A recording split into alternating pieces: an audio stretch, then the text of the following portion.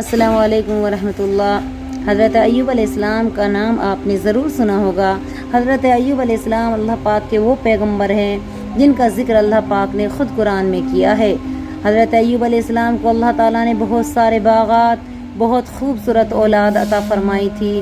حضرت ایوب علیہ السلام کا بہت بڑا خاندان تھا، لیکن ان تمام کے باوجود حضرت ایوب علیہ السلام اللہ کے ذکر و اذکار میں مشغول رہا کرتے تھے۔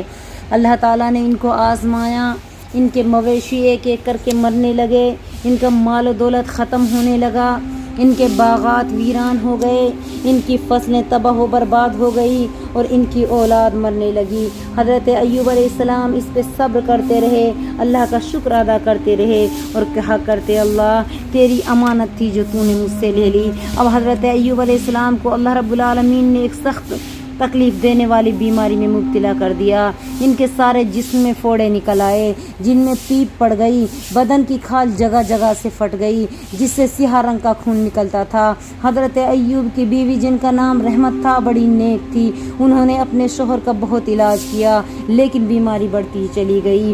لوگوں نے آپ کے پاس آنا جانا بند کر دیا، آپ کا اٹھنا بیٹھنا مشکل ہو گیا۔ حضرت ایوب علیہ السلام ایک گوشت کے لوتھڑے کی طرح پڑے رہتے، سارا جسم گل سڑ گیا، زخموں میں کیڑے پڑ گئے، صرف زبان سلامت تھی، اس پہ اللہ کا ذکر کرتے رہتے، اللہ کی تسبیح پڑھتے رہتے، اللہ کے ذکر و اذکار اپنی زبان پہ لاتے رہتے۔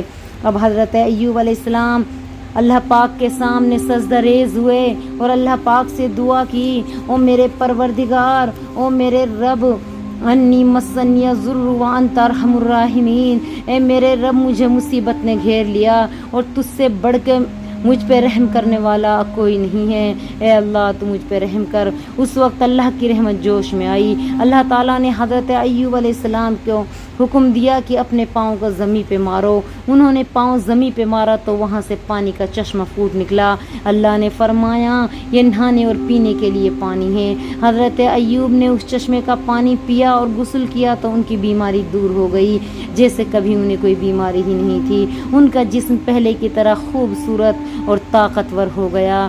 تو یہ تھا حضرت ایوب کا صبر۔ ہمیں چاہیے کہ ہم بھی اسی طرح صبر کریں۔